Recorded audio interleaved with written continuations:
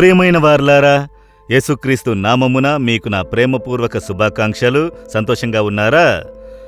దేవుడు మీ ఇష్టమును నెరవేర్చెదనని మాట్లాడుచున్నారు కదా. మీకు వాక్కునిచ్చారు కదా, నిశ్చయముగా నేను మీకు చేసేదనని. కనుక ఎందుకు సోలిపోతున్నారు? నమ్మకంతో కనిపెట్టుకుని ఉండుడి. దేవుడు మీకు అద్భుతం చెయ్యబోతున్నారు కదా. అయితే ప్రతిదినం ఆయన్ని విశ్వాసంతో వెతకాలి, ఆయన్ని స్తుతించాలి. ఉదయమునే లేచి వాగ్దానమును చెప్పి స్తుతించండి. ఆయన తోడయున్నాడని చెప్పి దేవుని స్తోత్రించండి. ప్రభువునందు ఆనందించుడి. మీరు ఆనందముతో ఉంటే అద్భుతము చెయ్యగలరు. సరే, ఈ దినము దేవుడు మీకొక మాట చెబుతున్నారు. ఏం చెబుతున్నారో తెలుసా? యెషయా 38వ అధ్యాయము 18వ వచనములో దేవుని మాట చెబుతున్నది, మీ యందు దయచూపవలనని యెహోవా ఆలస్యం చేయుచున్నాడు, మిమ్మును కరుణింపవలనని ఆయన నిలబడియున్నాడు. మీకు దయచూపాలని యెహోవా కనిపెట్టుకుని ఉన్నాడట. మీరు దేవుని కొరకు కనిపెట్టుకుని ఉన్నారు కదా, కనిపెట్టుకుని ఉన్నారు. దేవుడు చెప్పినది చేయుదురు, వాగ్దానమిచ్చారు, నెరవేరును. దేవుడు నాకొక అద్భుతము చేయుదురని కనిపెట్టుకుని ఉన్నారు కదా. ఇప్పుడు దేవుడు కనిపెట్టుకుని ఉన్నారట మీకు దయచూపుటకు. ఆయన కనిపెట్టుకుని ఉన్నారు. నా కుమార్తె కొరకు, కుమారుని కొరకు కనిపెట్టుకుని ఉన్నాను. నేను వానికి దయచూపాలి, ఆమెకు దయచూపాలి. నేను వాక్కునిచ్చాను, దాన్ని చెయ్యాలి అని కనిపెట్టుకుని ఉన్నారు. దేవుడెందుకు కనిపెట్టుకుని ఉన్నారంటే, సరైన సమయం వచ్చినట్లు ఆయన కనిపెట్టుకుని ఉన్నారు. ఆ పని వచ్చిన వెంటనే మీ కొరకైన కార్యము నెరవేరును. కనుక మీ కొరకు, ఆ పని కొరకు దేవుడు కనిపెట్టుకుని ఉన్నారు. కనుక యేసు చేసిన మొదటి అద్భుత కార్యము తెలుసు కదా. కానా వివాహములో ద్రాక్ష రసము కొరత ఏర్పడ్డది. ఒక కొరత ఏర్పడినప్పుడు ఒక సమస్య వచ్చింది. అప్పుడు ఒక పెద్ద నింద, అవమానము, గొప్ప సమస్య రాబోతోంది. ఏం చెయ్యాలా అని ఆ కుటుంబస్తులు కలవరపడుచున్నారు. యేసు తల్లి దగ్గర చెబుతున్నారు. ఆమె యేసు యొద్దకు వెళ్లి చెప్పారు. అప్పుడు యేసుక్రీస్తు ఏం చెప్పారు? అమ్మా, నాకు నీకు ఏమి సంబంధము? నా సమయము ఇంకా రాలేదు అని చెప్పారు. కనుక తండ్రి యొక్క సమయము వచ్చితేనే నేను కార్యము చెయ్యగలను. మీరు చెప్పినట్లు నేను అద్భుతము చెయ్యలేను అని.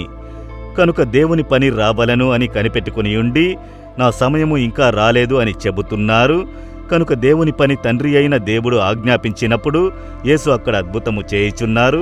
నీటిని ద్రాక్షారసంగా మారుస్తున్నారు. పెండ్లి ఇంటిలో దుఃఖము సంతోషంగా మారినది. కనుక దేవుడు వచ్చి కనిపెట్టుకుని ఉన్నారు. ఎందుకొరకు? ఆ దేవుని సమయము కొరకు. మీకని దేవుడు నియమించిన ఒక సమయము ఉన్నది. మీకెప్పుడు పిల్లల్ని ఇచ్చి ఆశీర్వదించాలని ఆయన గుర్తుపెట్టుకుని ఉన్నారు. ఆ సమయమున అది జరుగును. మీకెప్పుడు ఆ పని జరగాలి.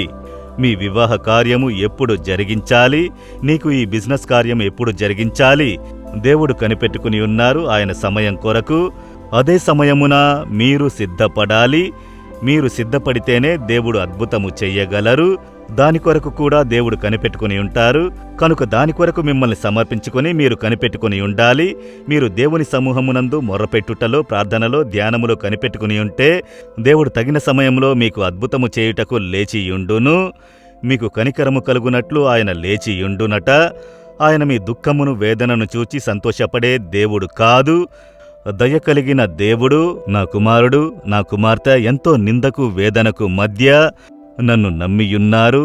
నన్ను నమ్మియున్నది నేను చేయుదునని నమ్మియున్నారు. నా పిల్లలు సిగ్గుపడిపోకూడదు అని ఆయన దయచూపుటకు ఎంతో కరుణతో కనిపెట్టుకుని ఉన్నారు, లేచి ఉన్నారు. ఆయన సమయం వచ్చినది. మీరు మిమ్ములను సమర్పించుకొనుడి. దేవా, నా దగ్గర ఏ తప్పు కొరత ఉన్నా నన్ను క్షమించి నాకు ఈ కార్యమును చేయుడి. నేను అర్హత కలిగిన వానిగా ఉండుటకు నన్ను సమర్పించుకుంటున్నాను. మిమ్ములను అర్హత కలిగిన వానిగా చేసుకొనకుండా ప్రభువు చెయ్యలేరు. ఆ అద్భుతము పొందుకొనుటకు మీరు అర్హులేనా అని దేవుడు చూచెదరు కదా. అంతవరకు ఆయన కనిపెట్టుకుని ఉన్నారు. ఆయన కనిపెట్టుకుని ఉన్నారు అద్భుతం చేయుటకు. కనుక మిమ్మల్ని సమర్పించుకొని మీ మార్గమును సరిచేసి మిమ్మల్ని సరిగ్గా ప్రభు చేతికి సమర్పించుకుంటే వెంటనే ప్రభువు లేచి కృపను అనుగ్రహించి అద్భుతము చేయుదురు. ఇప్పుడు మీరు యోచించి చూడండి, ఎక్కడ సమర్పించుకోవాలి, ఎక్కడ మీరు సరిగ్గా లేరు. మీ ప్రార్థనా జీవితం సరిగ్గా ఉన్నదా? ధ్యానం సరిగ్గా ఉన్నదా? వేకువనే లేచి ఆయన్ని వెతుకుచున్నారా? మీ జీవితం సరిగ్గా ఉన్నదా? మీ పరిశుద్ధ జీవితము సరిగ్గా ఉన్నదా?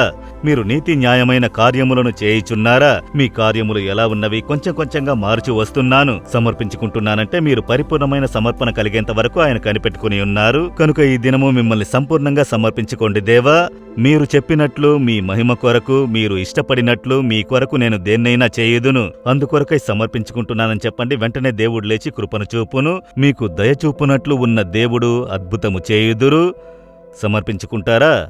దేవా, నన్ను సమర్పించుకొనుచున్నానని ప్రార్థించుచున్న ఈ కుమార్తెను, ఈ కుమారుణ్ణి చూడుము. ఇక మీదట మీరు ఆలస్యం చేయకుండా వెంటనే లేచి కృపను చూపి మీ పిల్లలకు ఈ అద్భుతము చేసి ఆనందింపజేయుడి. ఇప్పుడే వారికి అద్భుతము చేయుడి. ఈ దినం వారి దుఃఖం మారునుగాక. ఈ దినం ఒక అద్భుతం వారి జీవితంలో జరుగునుగాక. యేసు నామములో వారిని సంతోషపరిచి ఆనందింపజేసి ఒక అద్భుతము జరుగునుగాక. యేసు నామములో ప్రార్థిస్తున్నాను. Amen, amen. Jesus Redeems Telugu YouTube ఛానల్ను సబ్స్క్రైబ్ చేయండి. సబ్స్క్రైబ్ బటన్ను క్లిక్ చేయండి మరియు బెల్ బటన్ను నొక్కండి. ప్రతిరోజు కార్యక్రమ సమాచారం పొందండి.